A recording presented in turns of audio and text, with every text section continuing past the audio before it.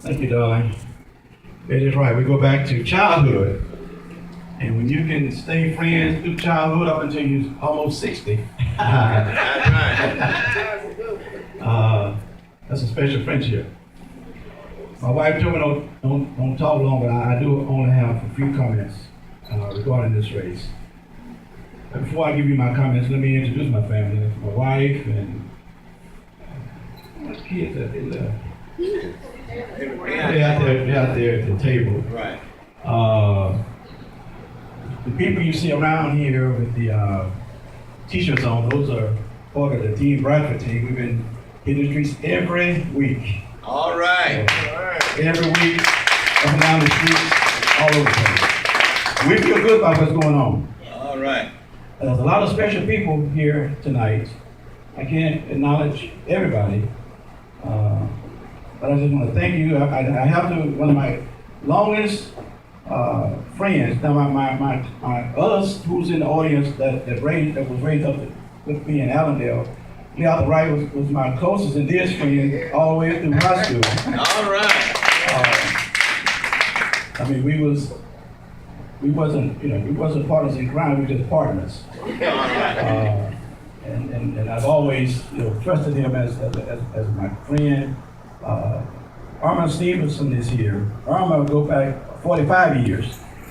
We started working together back in 1970 at Levi Strauss. And she's been like a big sister to me ever since. And everybody in here, Bill Hayes is here, who's been my Facebook friend for so long. I think she's a relative. Good to see you and your family. But everybody here is very special, and I appreciate you coming. I really do. But I have to say to Fred Ellis, I'm proud of Fred Ellis because he's right. He and I think so much alike. We see things the way they are, and we don't like it. And when we don't like it, we try to do something about it. Okay, we didn't like what happened with, years ago, Fred started Fred Ellis Foundation. And he asked me to help him with that. He didn't like to see young men wandering the streets and doing bad in school, so he started the Ellis Foundation to start mentoring them after school and on Saturdays. He was promised some city resources to assist him. He started 501c3, and that failed him. And he did it as much as he could, as much as he could out of his pocket. But then the funds didn't come through as was promised them through city resources. So there is a connection between city and the community. But this election, brothers and sisters, is basically about choices. It's about choices. We can choose to stay on the path that we're on and get the same thing we've been getting, drive down the same roads that we've been driving, looking at the same dilapidation, hopelessness, homelessness, and despair throughout District 8 like we've been looking at. As you do know that District 8 is one of the most impoverished districts in the whole city because it encompasses Allendale, parts of Lakeside, and MLK. It's no question that the resources that are afforded this community, just like any other communities, are missing. And that's where our fundamental difference come in with my opponents. Take, for instance, the person that's already in office. She believed that, first of all, that she only represents one neighborhood. One street. That's one street, really. And one street. One street, Willie. I mean, who could phantom? I mean, city resources is hard to come by anyway. That's right. Especially with this administration. I mean, this has been the most ineffective administration in the history of Shreveport mayor. You know what I'm saying? That's right.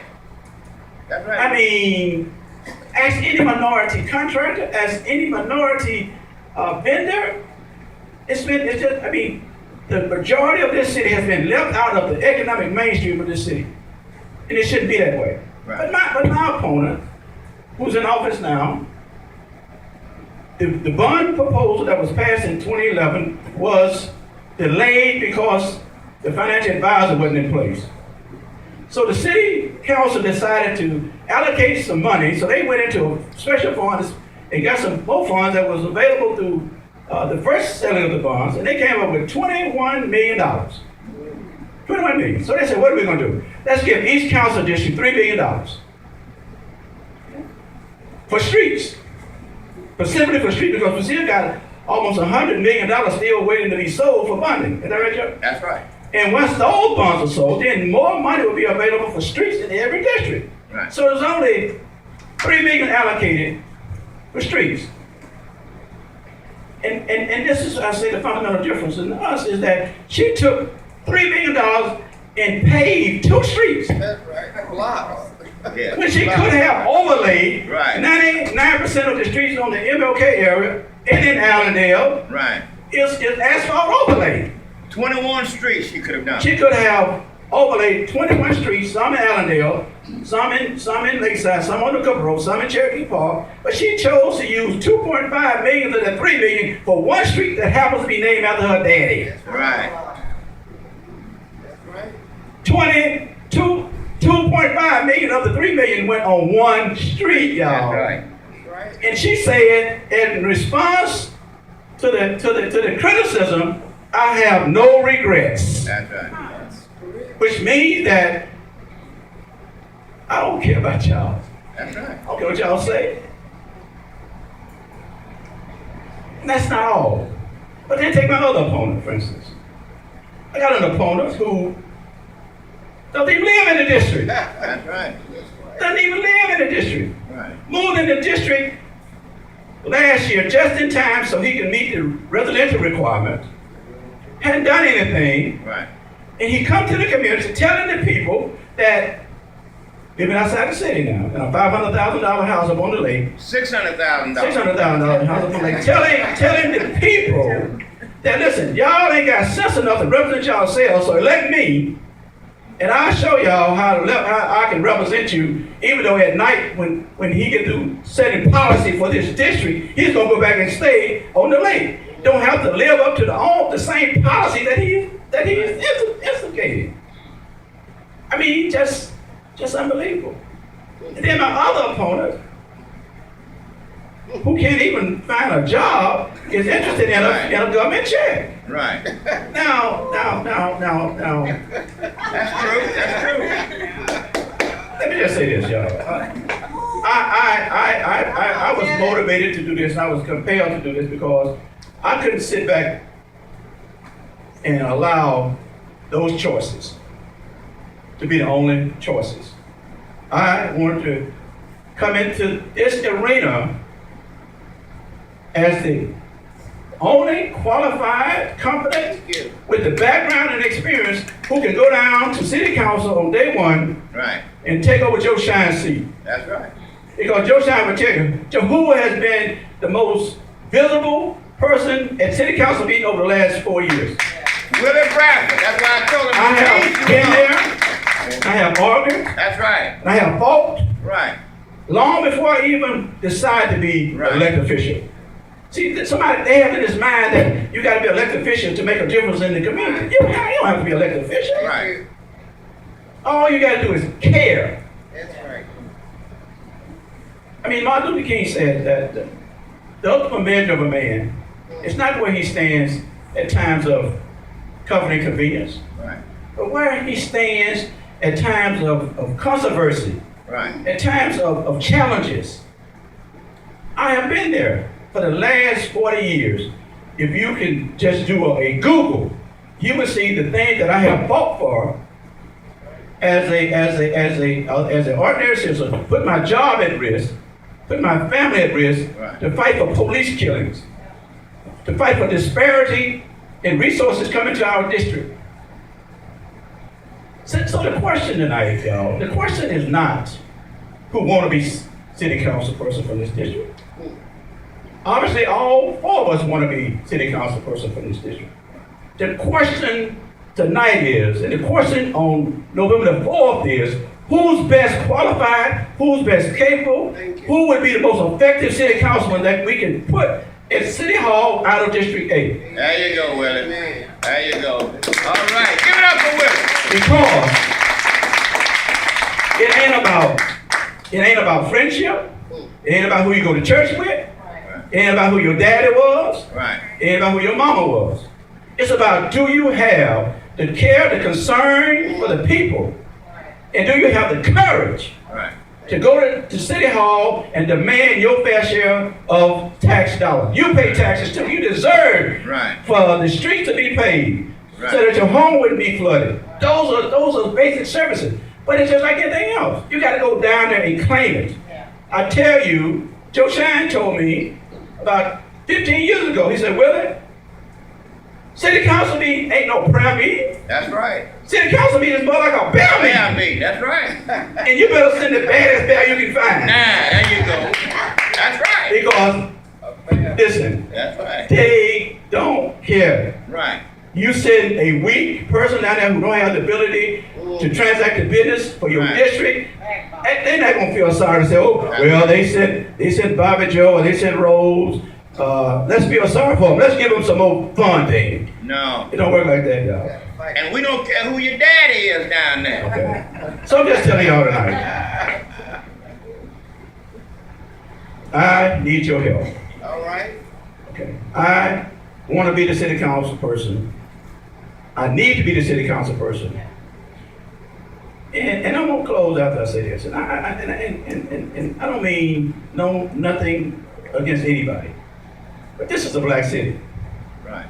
majority black population. In the mayor's race, sis, that's going around, I have not heard any mayor candidate yet talk about black interests. I have not heard anybody talk about That's the right. disparity, the tremendous disparity in government procurements going to minorities. You can ask Ricky Hall, who owns this building, That's right. how much business a minority contractor is doing with the city. You'll be shocked. It don't have to be that way. It really don't have to be that way. But we got to start electing people who care and who have the ability to make it happen. But then, more importantly than that, we got to change the mindset of black people in this city. Yeah. We can't have it both ways. We can't want better for our community. We can't want better for our children. We can't want our children to move back home when we keep sending turkeys. Well, let me take that back. You can't soar like eagles if we keep sending turkeys There you to go. City Hall. There You got to have somebody who have the know-how, the ability, That's- the courage. The courage is important, y'all. you go. Right. Because I'm telling you, you know basketball, you know football. How many times in the fourth quarter, all these superstars or pretend to be superstars, talk all that talk, but as soon as they have to take that pressure shot, they running from the ball. That's the way it is down there.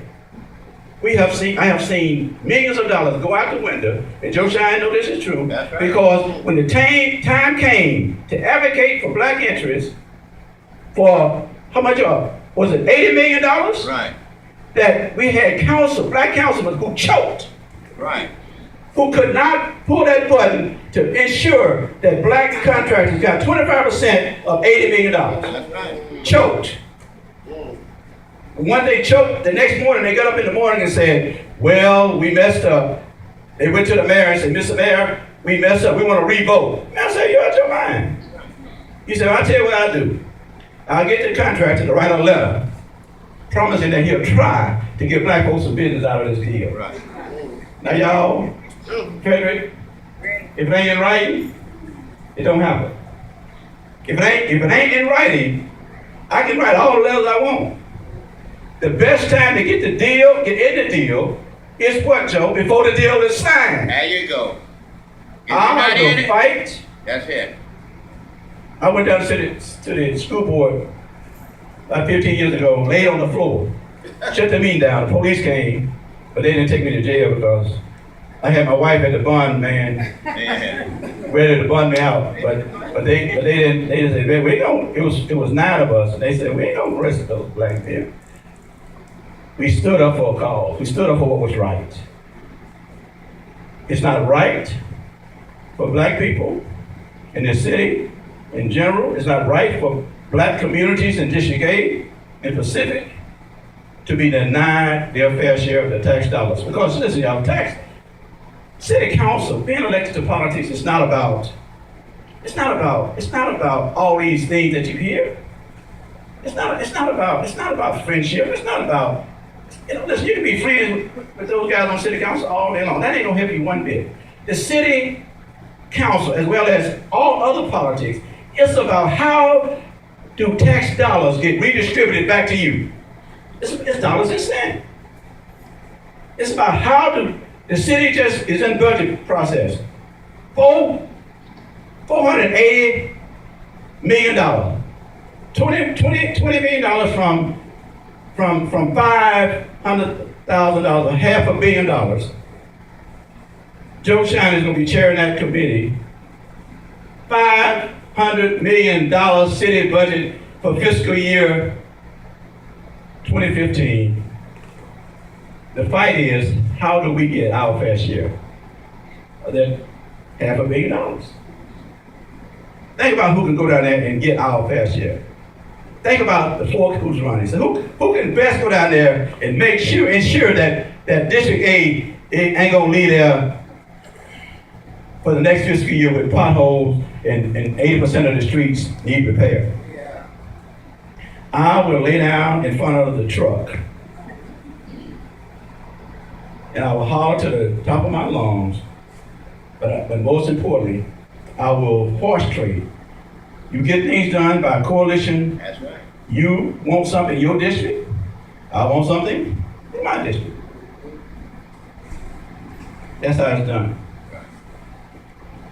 That's how it's done, y'all. I need your help. I appreciate your help with me. We can do a lot of things. We can phone bank. We canvassing every week. Just tell somebody. Whatever you are comfortable in doing, that's what you do. But just tell somebody that it's so important, not only for District 8, but for this city, that Willie Bradford going to city council. Because I'm going to be the only voice. I have been the only voice in the future. I'm going to be the only voice. I know everybody's running. I know they're talking. I know how scared they are. Half of them ain't got spines. They talk that talk, but as soon as they come under pressure, they dwindle like